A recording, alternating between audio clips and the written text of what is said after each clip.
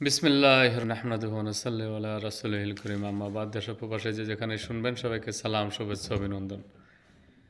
আজ দেখলাম বিহারের ভোটার তালিকা হালনাগাদ করা হয়েছে। সেখানে ভোটার তালিকা থেকে ৬৫ লক্ষ মানুষ ভোটার তালিকা থেকে বাদ পড়েছে। আর সবচেয়ে মজার বিষয় হলো কি জানেন, আজ এই সংবাদ সম্মেলন করে বিহারের সাবেক উপমুখ্যমন্ত্রী তেজস্বী যাদব, ওনার বাবা সাবেক মুখ্যমন্ত্রী লালু প্রসাদ যাদব, লালু প্রসাদ যাদবের ছেলে তেজস্বী যাদব, ওনার ভোটার তালিকায় নাম নেই। তাই উনি সংবাদ সম্মেলন করে সেটা সাংবাদিকদের সামনে ব্রিফ করে প্রুফসহ জার্নালিস্টের সামনে উনি সেটা দেখালেন।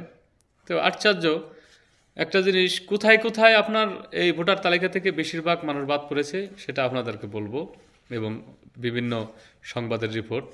যে যে এলাকা যে যে জেলাগুলোতে বিহারের মুসলিম অধ্যুষিত, যেখানে মুসলিমরা সংখ্যাগরিষ্ঠ, মুসলিমরা বেশি, সেখানে 20% পর্যন্ত ভোটার তালিকা থেকে বাদ পড়েছে।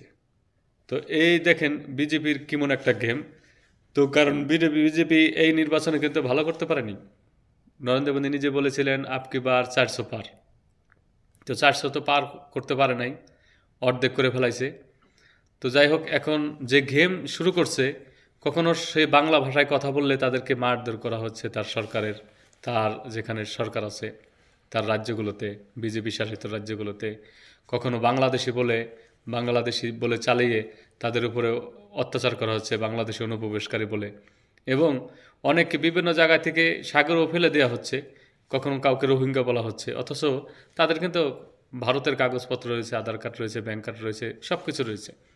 তারপরেও বাংলাদেশের দিকে তাদেরকে ধাবিত করা হচ্ছে, পুশিং করা হচ্ছে, জোরপূর্বক মারধর করা হচ্ছে, নির্যাতন করা হচ্ছে।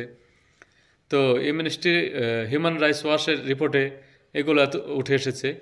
তো আমরা বলবো, আসলে প্রতিবেশী যদি ঘর জ্বলে তাহলে সেই আগুনের আঁচ তো অবশ্যই পাশের প্রতিবেশীদেরও লাগে।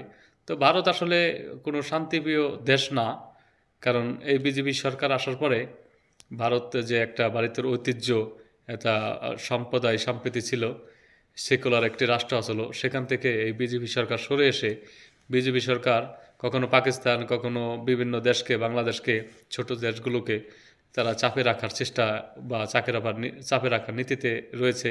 তো এগুলো সফল হয় না, জোর জুলুম করে কেউ কখনো টিকে থাকতে পারে না। তো বিজেপির শুভবুদ্ধি উদয় হবে বলে আশা করি।